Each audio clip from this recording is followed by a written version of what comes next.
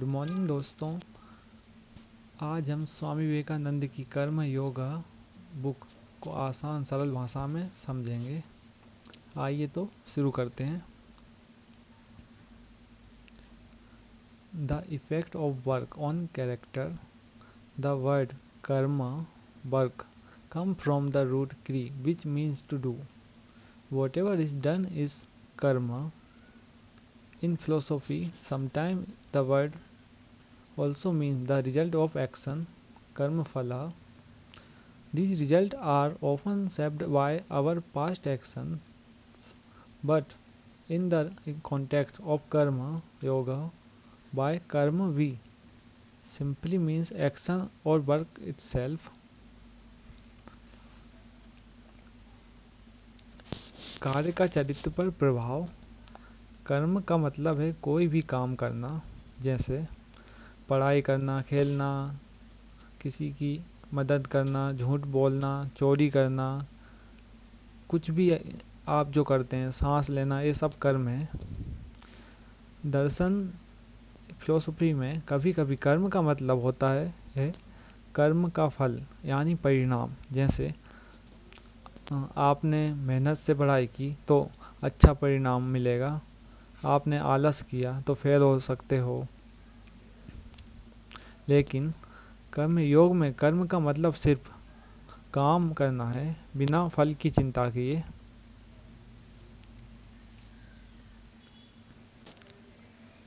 The highest goal of mankind is not pleasure but the attainment of knowledge of the self.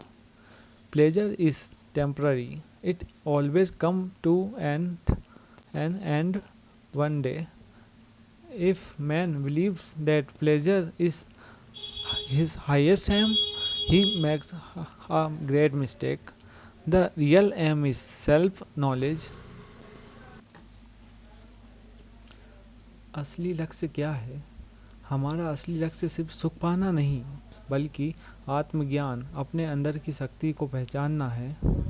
उदाहरण, मिठाई खाने से हमें थोड़ी देर सुख मिलेगा, पर ज़्यादा खाएंगे तो बीमार पड़ जाएंगे। लेकिन अगर पढ़ाई में मेहनत करेंगे, हमें जीवन भर फायदा होगा। इसलिए सुख अस्थायी है, आत्मज्ञान स्थायी है। सुख अस्थायी है, आत्मज्ञान स्थायी है। आत्मज्ञान परमानेंट रहेगा, पर जो सुख है वह टेम्पररी है।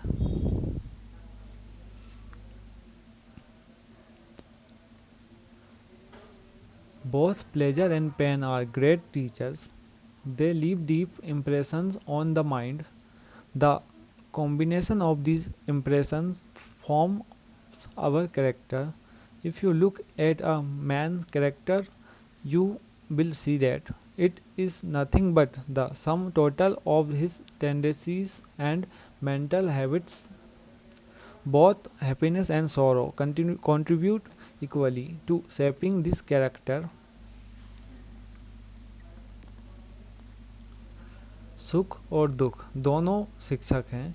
सुख और दुख दोनों हमारे स्वभाव और चरित्र को बनाते हैं। उदाहरण, अगर कोई बच्चा हर बार आसानी से सब पाता है तो वह लापरवाह और कमज़ोर हो सकता है। लेकिन अगर वही बच्चा संघर्ष करके कुछ पाता है तो उसमें धैर्य और हिम्मत आ जाती है। दुख कई बार हमें ज़्यादा सिखाता है। जैसे एपीजे अब्दुल कलाम जी गरीबी में पले, लेकिन उसी संघर्ष ने उन्हें मिसाइल मैन और राष्ट्रपति बना दिया।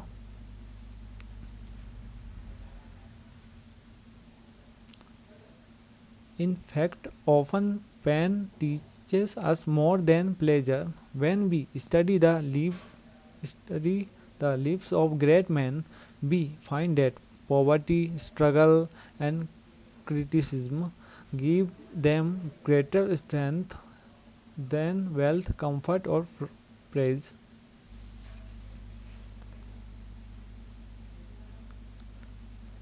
हर छोटा काम चरित्र बनाता है।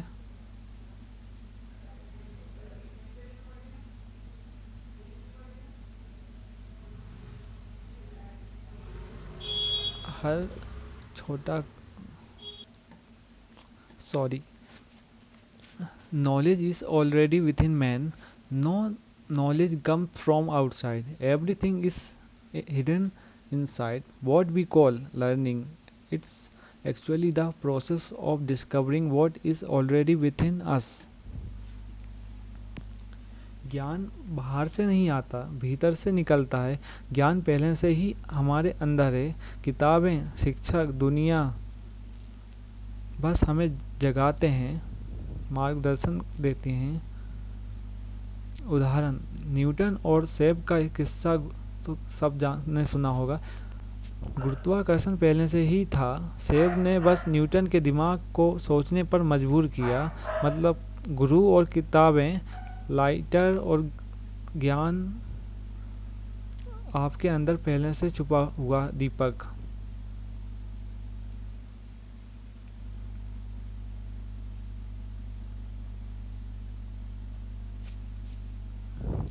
गुरु लाइटर का काम करते हैं, जो आपके अंदर ज्ञान है उसके दीपक को जलाने का।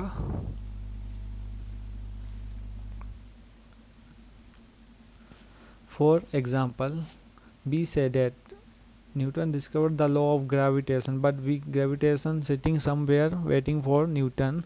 No, the idea was already within his mind. The falling apple was only a stimulus which made him rearrange the thoughts already within, and thus the law of appeared to him. Similarity or knowledge is within the human mind. Books, teacher, and the outside world are just instrument to awaken what is already there.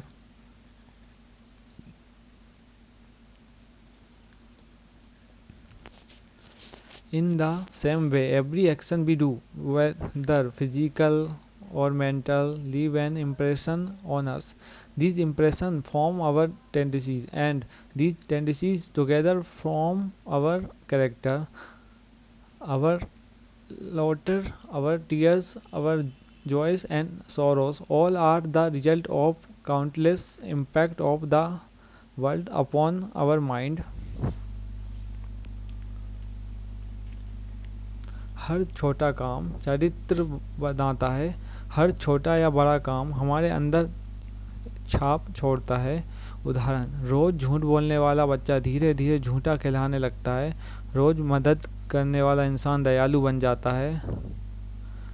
महानता बड़े बड़े कामों से नहीं, बल्कि रोज के छोटे छोटे कामों से तय होती है। उन्हें हम कितने डिसिप्लिन के साथ, कंसिस्टेंसी के साथ करते हैं। जैसे समय पर पढ़ाई करना, ईमानदारी से बोलना, अनुशासन रखना। Though all action, big or small, shape us just as a mighty ocean wave in nothing but the combination of countless tiny ripples, so too our big deeds are made up of countless small actions. If you really want to understand a man's true character, don't look at what he does in extraordinary situations, but at his ordinary daily actions. Even a coward may act bravely once in a while, but the real measure of greatness is in the small, consistent deeds of daily life. इंसान एक चुंबक जैसा है। मनुष्य संसार से चीज़ें खींचता है और फिर उन्हें नए रूप में लौटाता है। उदाहरण, आपने ज्ञान ग्रहण किया, आप नई खोज कर सकते हैं। आपने दूसरों से प्यार पाया, आप भी दूसरों को प्यार देंगे। यही प्रक्रिया आपके चरित्र और शक्ति को बनाती है।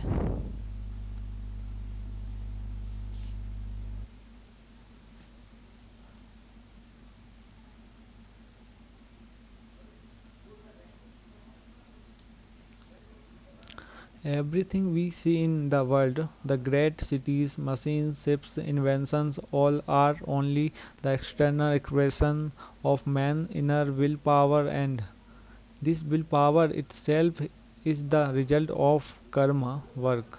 The more one work, the strong his will become. इच्छा शक्ति और कर्म का संबंध, जितना ज़्यादा हम कर्म करते हैं उतनी हमारी इच्छा शक्ति बढ़ती है। उदाहरण, रोज दौड़ने वाला खिलाड़ी मजबूत हो जाता है, रोज पढ़ाई करने वाला छात्र आत्मविश्वासी हो जाता है। बुद्ध और ईसा मसीह के जैसे महापुरुषों ने अपनी इच्छा शक्ति कई जन्मों के संघर्ष और कार्यों से बनाई।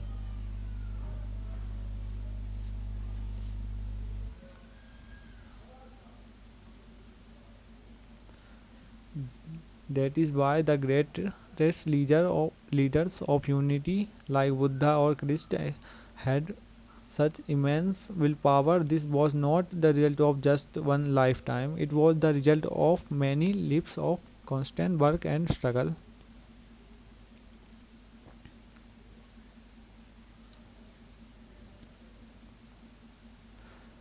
Therefore, whatever we are now is the result of our past actions, and whatever we shall be in the future will be shaped by the actions we do now.